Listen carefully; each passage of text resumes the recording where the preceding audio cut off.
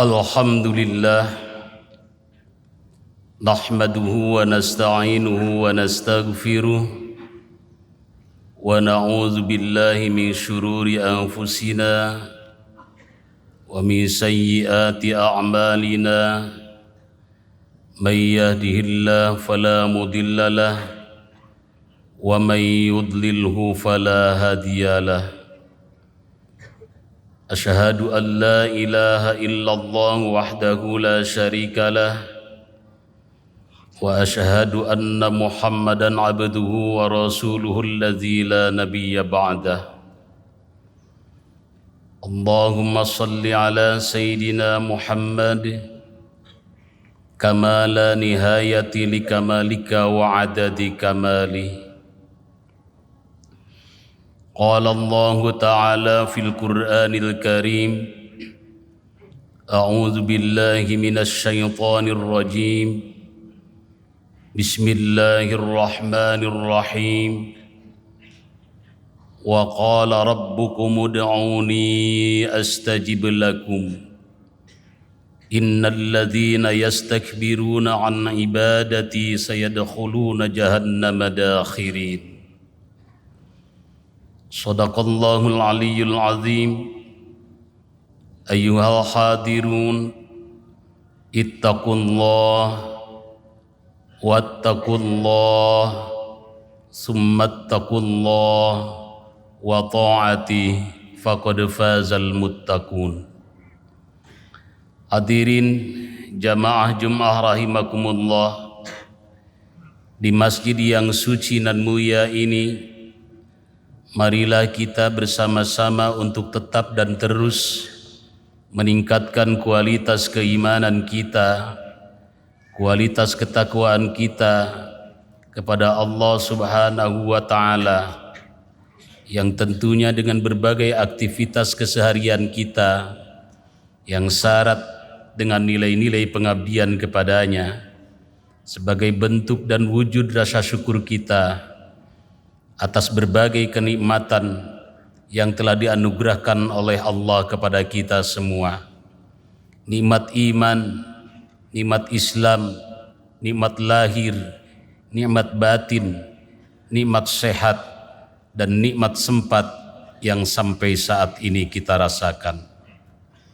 Sungguh beruntung hari ini kita, di tengah-tengah kesibukan kita masih diberikan kesempatan dan kita mampu untuk memenuhi salah satu titahnya, yaitu menjalankan ibadah salat Jum'ah.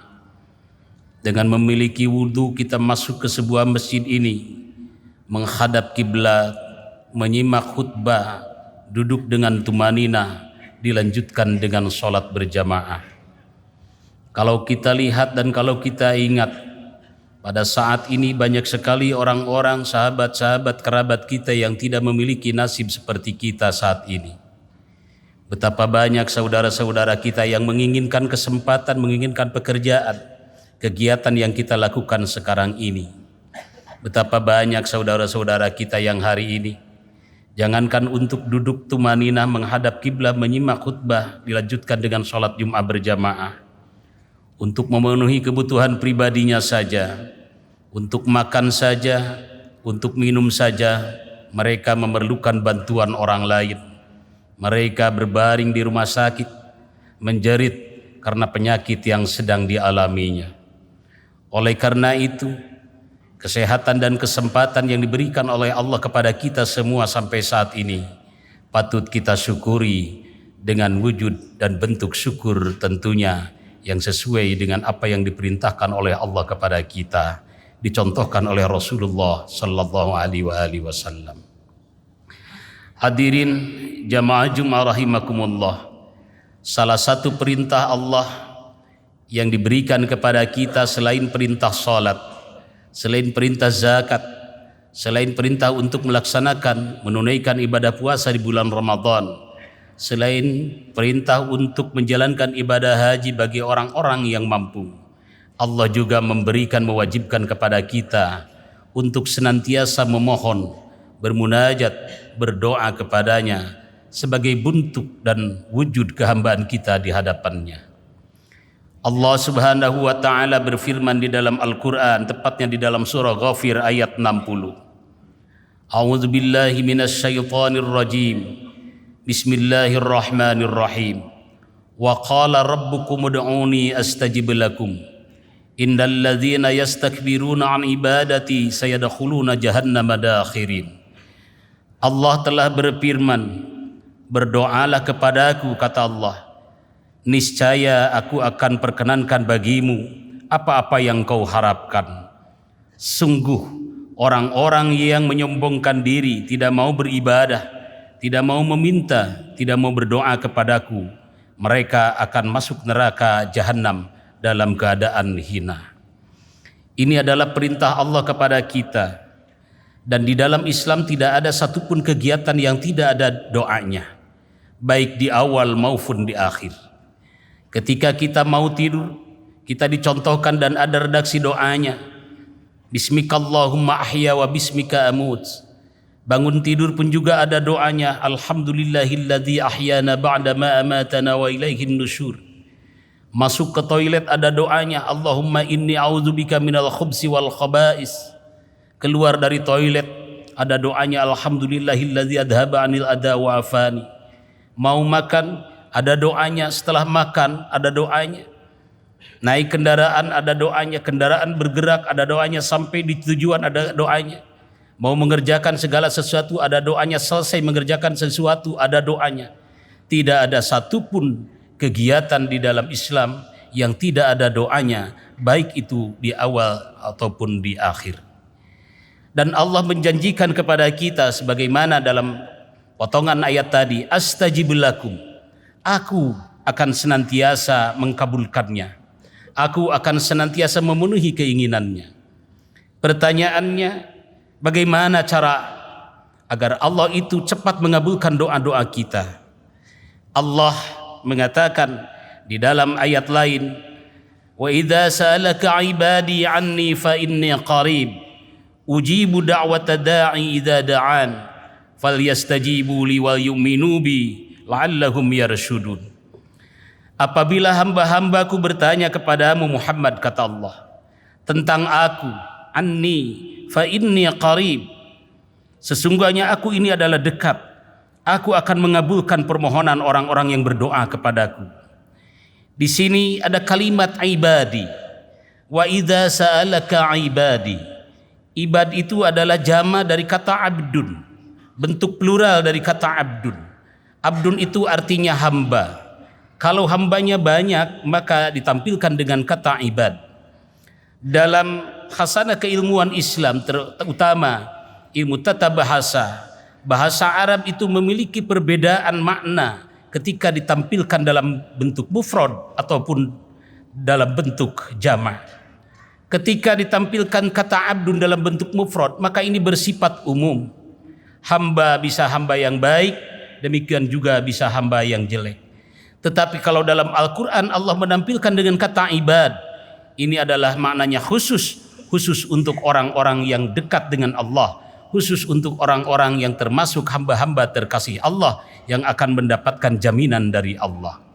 Maka mengambil pesan dari ayat ini, agar doa kita, seluruh bait-bait doa yang dipanjatkan dalam setiap saat, di setiap kesempatan, di setiap pekerjaan gerak dan langkah kita, senantiasa berada dalam ijabah Allah Subhanahu wa taala, sebagaimana Allah janjikan, ujibu da'wata da'i idza da'an. Aku akan senantiasa memberikan ijabah kepadamu. Salah satu syaratnya adalah kita harus termasuk menjadi orang-orang ibad. Apa itu ibad? Hamba-hamba terkasih Allah. Kalau kita sudah menjadi orang-orang yang termasuk ibad, bukan abdun, hamba-hamba terkasih Allah, maka kita akan menjadi orang-orang hamba-hamba yang layak untuk mendapatkan ijabahnya dari Allah Subhanahu wa ta'ala. Bagaimana agar kita menjadi ibad? Tentu hendaknya kalau kita ingin menjadi hamba-hamba terkasih Allah, tentu kita harus berupaya dan berusaha untuk senantiasa mendekatkan diri kepada Allah, menjadikan posisi kita dekat dengan Allah. Kalau Allah itu sudah dekat dengan kita, kalau kita sudah mampu mendekatkan diri kepada Allah, maka Allah pun juga akan lebih dekat kepada kita, lebih dekatnya melebihi urat leher kita. Walaqad khalaqnal insana wa na'lamu ma tuwaswisu bihi nafsuhu wa nahnu aqrabu ilaihi min hablil warid. Demikian kata Allah, sungguh kami benar-benar telah menciptakan manusia, wa na'lamu ma tuwaswisu bihi nafsuhu, dan aku mengetahui apa-apa yang dibisikkan di dalam dirinya, kata Allah. Wa nahnu aqrabu ilaihi min hablil warid, dan kami lebih dekat kepadanya daripada urat lehernya. Jadi kalau kita ingin diijabah doa, langkah yang pertama adalah jadikan diri kita sebagai hamba-hamba terkasih Allah. Bagaimana cara menjadikan diri kita sebagai hamba-hamba yang terkasih Allah, yang layak untuk mendapatkan ijabahnya dari setiap kalimat, dari setiap bait-bait doa yang dipanjatkan kepadanya? Maka kita harus tetap berupaya dan berusaha untuk taqarrub, mendekatkan diri kepada Allah. Dengan apa kita taqarrub? Tentunya dengan apa-apa yang diberikan oleh Allah kepada kita. Ketika kita diberikan harta, sudahkah harta kita itu menjadikan diri kita lebih dekat kepada Allah? Atau malah menjauhkan diri daripada Allah? Yang sejatinya harta yang diberikan oleh kita, baik yang diminta ataupun yang tidak diminta. Karena Allah itu lebih banyak memberikan sesuatu yang tidak diminta daripada yang diminta oleh kita. Sejatinya ketika Allah memberikan harta berupa apapun, harta itu harus dijadikan sebagai media untuk menjadikan diri kita lebih dekat kepadanya. Ketika Allah memberikan jabatan kepada kita dalam bentuk kekuasaan, baik lingkup kecil ataupun kekuasaan besar, sejatinya kekuasaan itu dijadikan sebagai sarana media untuk mendekatkan diri kepada Allah, bukan malah sebaliknya. Dengan adanya kekuasaan yang dibebankan kepada kita, kita malah jauh dari Allah. Bahkan lebih daripada itu, kita malah lupa akan Allah. Jadikanlah berbagai otoritas kehidupan kita, amanah yang dibebankan kepada kita oleh Allah, sebagai media untuk mendekatkan diri kepada Allah, dengan cara memanfaatkan, menfungsikan, mendayagunakan amanat jabatan yang diberikan kepada kita dengan baik, dipakai untuk memberikan khidamah, pelayanan yang terbaik, memberikan manfaat kepada seluruh umat dan masyarakat. Demikian juga ketika Allah memberikan ilmu kepada kita, dengan ilmu kita bisa menjadi seseorang profesional di bidangnya dan di ahlinya, menjadi kompetensi di bidangnya. Maka kompetensi yang diberikan oleh Allah melalui ilmu, dan ilmu itu amanat, itu semuanya harus dijadikan sebagai media sarana untuk lebih dekat diri kita kepada Allah Subhanahu wa ta'ala. Kalau segala sesuatu diberikan oleh Allah kepada kita, lalu kita fungsikan, manfaatkan, digunakan sebagai sarana, sebagai media untuk mendekatkan diri kita kepada Allah, dan tercapailah posisi kita lebih dekat kepada Allah, Allah pun lebih dekat kepada kita. Nahnu aqrabu ilaihi min hablil warid. Bagi orang yang mampu menggunakan berbagai anugerah yang diberikan oleh Allah sebagai media untuk lebih dekat kepada Allah, Allah akan membalas kepada kita. Allah juga akan bergeser kepada kita. Wa nahnu aqrabu ilaihi min hablil warid. Allah akan lebih dekat kepada kita, lebih dekat daripada urat lehernya. Kalau Allah sudah lebih dekat dengan kita, lebih dekat daripada urat leher, apa jaminan Allah? Wa na'lamu ma tuwaswisu bihi nafsuh. Allah itu sangat mengetahui ma tuwaswisu, apa yang dibisikkannya, apa yang ada di dalam benak kita, apa yang diinginkannya, apa yang diharapkannya, apa yang dibutuhkannya. Allah sangat mendengar.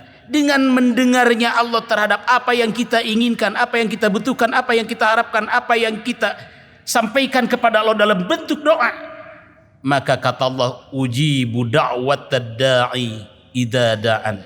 Allah pasti akan mengijabahnya setiap doa yang dipanjatkan oleh kita kepada Allah Subhanahu wa taala. Hadirin jamaah Jumat rahimakumullah, demikianlah renungan Jumat kali ini. Mudah-mudahan ada guna dan manfaatnya. Aqulu qauli hadza wastaghfiru innahu huwal ghafurur rahim.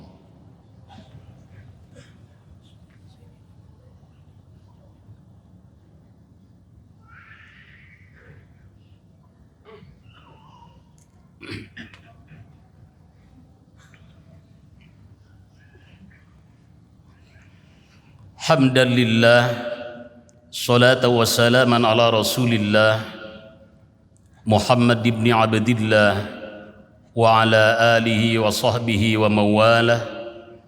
Asyhadu an la ilaha illallah wahdahu la syarikalah wa asyhadu anna Muhammadan abduhu wa rasuluhu alladzi la nabiyya ba'dah. Allahumma salli ala sayyidina Muhammad kama la nihayati li kamalika wa adadi kamalih.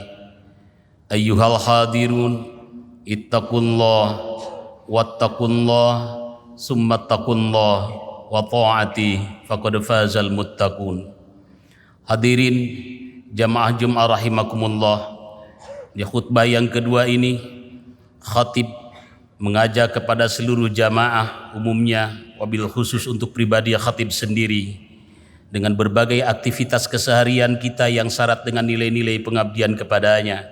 Mari kita jadikan seluruh anugerah kenikmatan yang diberikan oleh Allah kepada kita semua sebagai media untuk lebih mendekatkan diri kita kepada Allah, agar kita menjadi termasuk hamba-hamba terkasih Allah yang akan mendapatkan jaminannya. Di antaranya adalah ujibu da'watad da'i idza da'an. Ketika kita berharap, ketika kita bermunajat, ketika kita menyampaikan doa kepada Allah Subhanahu wa taala, Allah akan senantiasa mengijabah kita karena posisi kita mendapatkan posisi yang lebih dekat kepada Allah. Demikian juga Allah lebih dekat kepada kita melebihi dekatnya urat leher kita. Mudah-mudahan kita semuanya bergerak menuju posisi yang lebih dekat kepada Allah, agar kita menjadi ibadallah, menjadi hamba-hamba terkasih Allah, di mana setiap doanya akan senantiasa tetap berada di dalam ijabahnya. Hadirin jamaah Jumat rahimakumullah, marilah kita menundukkan kepala kita, menghadirkan hati kita dengan khusyuk dan tawadhu.